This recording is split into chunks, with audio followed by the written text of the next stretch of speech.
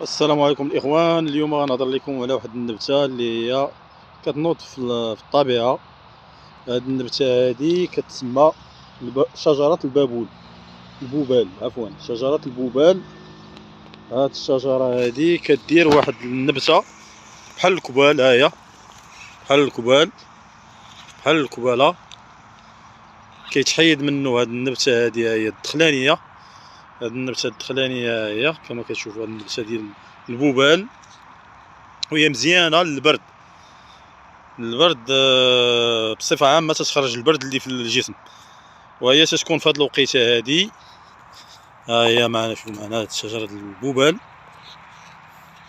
هاد الثمره ديالها هي هادي اللي كتنقى.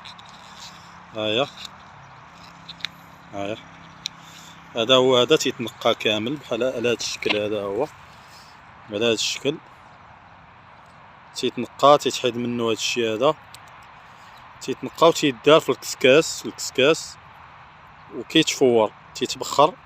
منين تيتبخر هذا، كديروا مع زيت البلديه والكمون وكتاكلوه بالليل تتنعس عليه. وراه مهم مزيان، مهم بزاف للجسم، كيخرج البروده اللي في الجسم بحال البقوله، بحال.